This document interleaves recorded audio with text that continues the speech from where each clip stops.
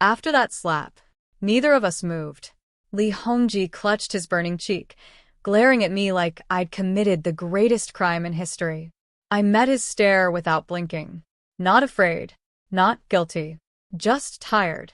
Tired of pretending. Tired of apologizing. Tired of carrying the weight of everyone else's lies. Notice how the people who hurt you the most are always absolutely shocked when you finally stop accepting it. Li Hongji pointed a trembling finger at me. You've completely lost your manners. I'll tell father everything. I smiled. Please do.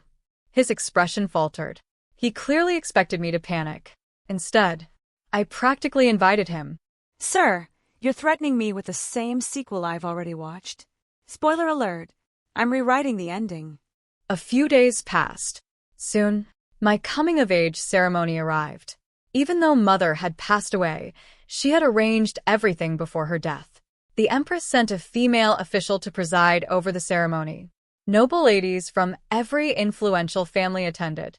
Hairpins, silks, blessings.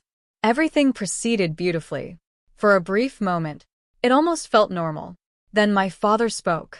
Ling Lu. His voice was cold. Come here. I stepped forward calmly. Yes, father?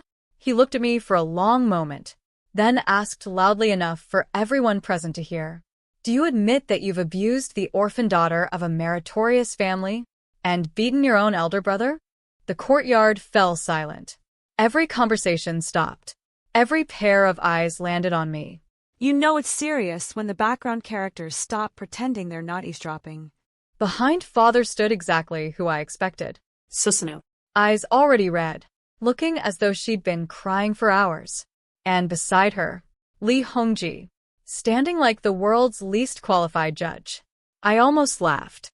Same actors, same script, different performance. Father continued. You've brought shame upon your late mother's teachings. You've embarrassed this family. Today, I will discipline you in front of everyone. Then he picked up a ruler. Get on your knees. Gasps echoed through the courtyard. Some ladies whispered behind their fans. Others watched with curiosity. A few even looked sympathetic. They all believed they were about to witness a spoiled, noble daughter finally being punished.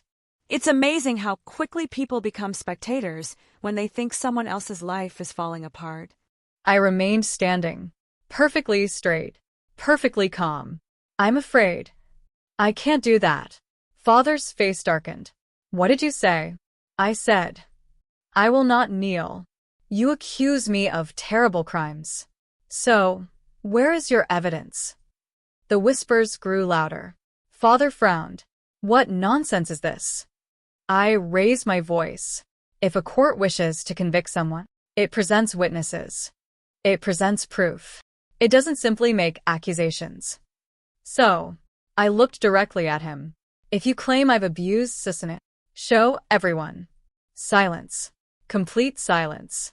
Ladies and gentlemen, the prosecution has just realized they forgot to bring literally any evidence. Father hesitated. Only for a second. But I noticed. Then Li Hongji stepped forward. Sister Susanoo doesn't lie. She's been suffering for years. I looked at him. So your evidence is crying? A few guests covered smiles behind their sleeves. Someone actually chuckled. Li Hongji's ears turned bright red. I wasn't finished. If winning a sparring match means I beat my brother, then yes, I beat him. But that's called martial arts, not abuse. Another ripple of laughter spread through the guests. That one landed so cleanly I almost wanted to score it like an Olympic dive. Father's grip tightened around the ruler. Enough. You continue making excuses.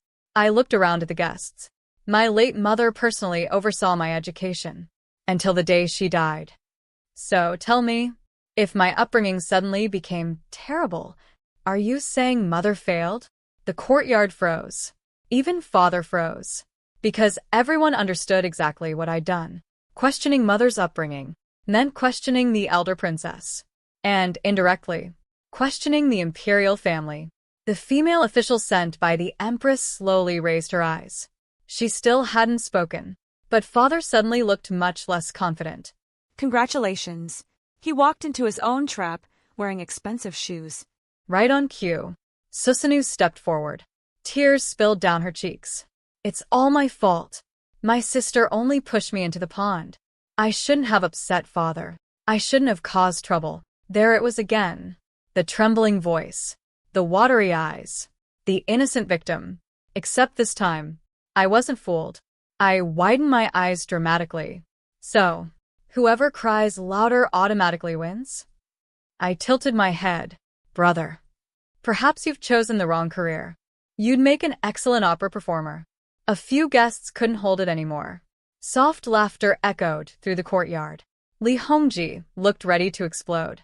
I've never seen someone's ego crack quite this loudly without making an actual sound. I turned toward the female official. With a respectful bow, I said, Auntie, may I ask something? She nodded. Please. My late mother once told me that Her Majesty arranged for trusted people to check on Miss Susanu every month.